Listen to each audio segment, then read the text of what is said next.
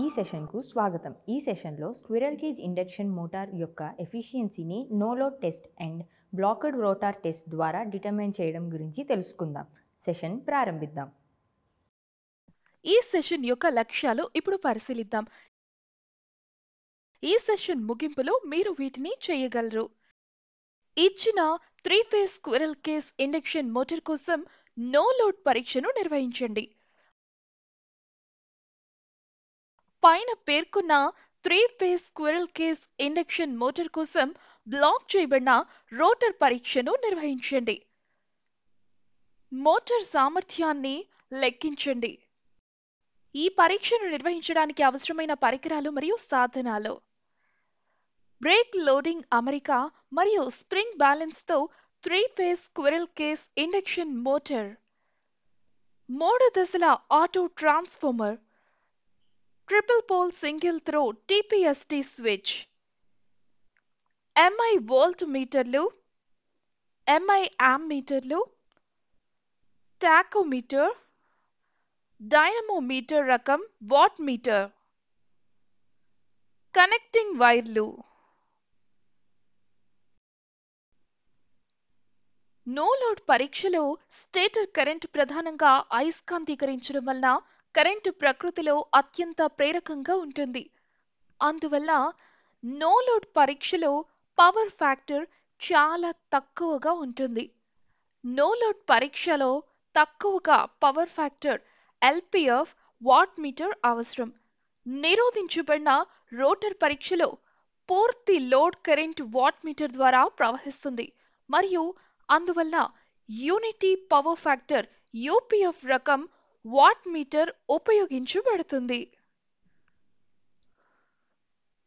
మీటర్లను ఎంచుకున్న తర్వాత no load పరీక్ష కోసం సర్క్యూట్ రేఖాచిత్రం ప్రకారం సర్క్యూట్ను రిగ్గింగ్ చేయాలి.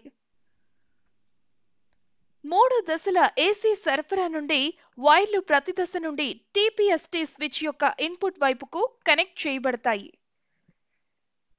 TPST స్విచ్ యొక్క అవుట్పుట్ 3 దశల ఆటో ట్రాన్స్ఫార్మర్కు కనెక్ట్ చేయబడింది. R మరియు Y దశల మధ్య లైన్ వోల్టేజ్ను కొలవడానికి వోల్ట్ మీటర్ కనెక్ట్ చేయబడింది మరియు Y ఫేజ్ కరెంట్ను కొలిచేందుకు యామ్మీటర్ కనెక్ట్ చేయబడింది. 3 దశల శక్తిని కొలవడానికి సర్క్యూట్లో 2 వాట్ మీటర్లు ఉపయోగించబడతాయి. ML గా గుర్తించబడిన కరెంట్ కాయిల్ దశతో సిరీస్లో అనుసంధానించబడి ఉంది మరియు పొటెన్షియల్ కాయిల్ CV దశల మధ్య అనుసంధానించబడి ఉంటుంది. టెర్మినల్స్ M మరియు C షార్ట్ సర్క్యూట్ చేయబడ్డాయి.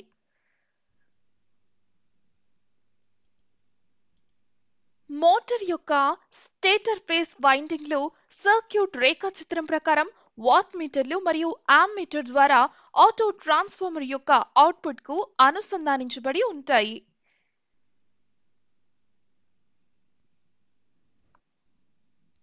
మూడు దశల విద్యుత్ సరఫరాను ఆన్ చేసి TPST స్విచ్ను మూసివేయండి.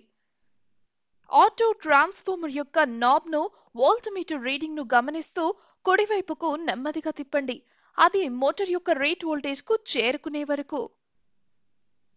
మోటార్ నెమ్మదిగా వేగాన్ని అందుకోవడం ప్రారంభిస్తుంది మరియు దాని రేట్ వేగాన్ని చేరుకుంటుంది.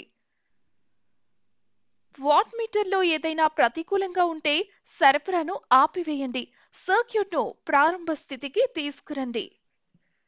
ఆపై ఆ వాట్ మీటర్ యొక్క కరెంట్ కాయిల్ M మరియు L టెర్మినల్స్ యొక్క కనెక్షన్లను పరస్పరం మార్చుకోండి మరియు ప్రయోగాన్ని పునరావృతం చేయండి.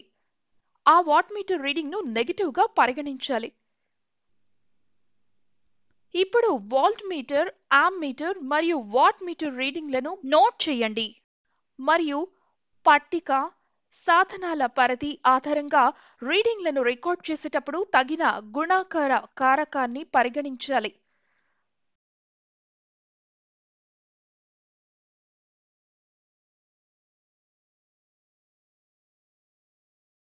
సరఫరాను స్విచ్ ఆఫ్ చేయండి మరియు మోటార్ నుండి అన్ని మీటర్లు మరియు కనెక్షన్లను డిస్కనెక్ట్ చేయండి.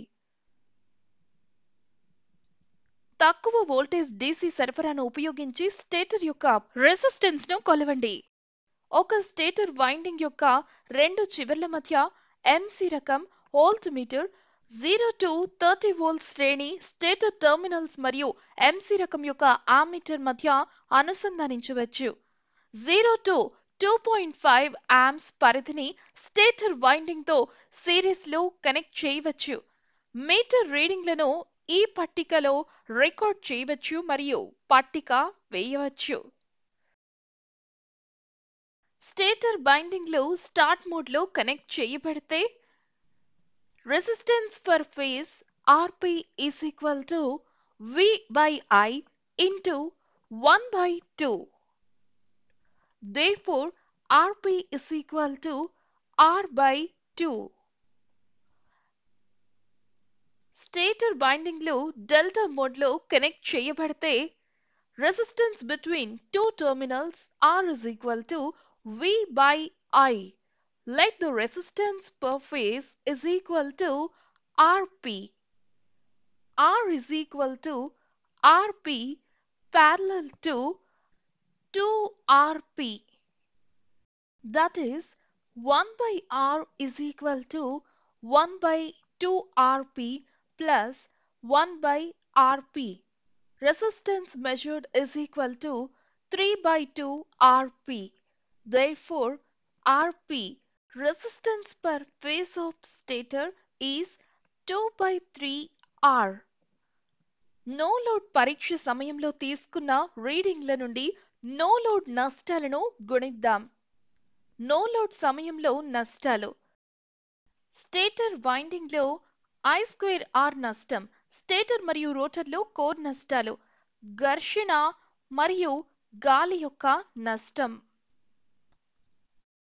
నో లోడ్ కాపర్ నష్టం is equal to 3 into I0 PH² into RP is equal to 3 into 1.5² into 2/3 into 7.14 is equal to 27.98 watts.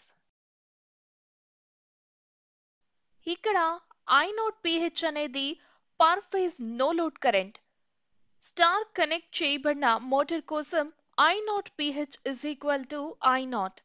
Delta connect చేయబడిన మోటార్ కోసం I0 PH is equal to I0/√3. Induction మోటార్లో core నష్టాలు, రాపిడి మరియు windage నష్టాలు ఆచరణాత్మకంగా స్థిరంగా ఉంటాయి.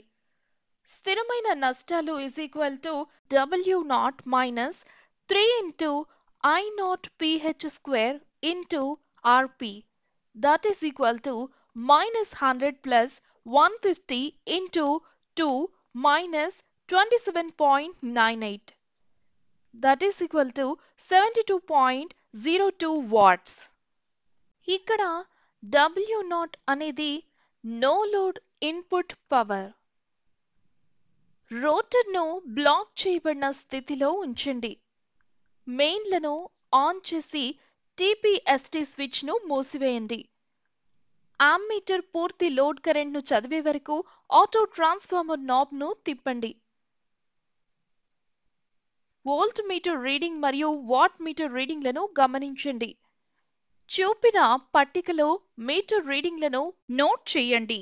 ఇప్పుడు సరఫరా నిలిపివేయబడుతుంది మరియు మోటార్ నుండి మీటర్లు మరియు కనెక్షన్లను తీసివేయవచ్చు. ఇప్పుడు క్యాలిక్యులేషన్స్ ఎలా పనిచేశాయో ఒకసారి చూద్దాం. రీక్యాప్ చేద్దాం. మనం వీటిని నేర్చుకున్నాం. ఇచ్చిన 3-phase squirrel cage induction motor కోసం నో లోడ్ పరీక్షను నిర్వహించడం.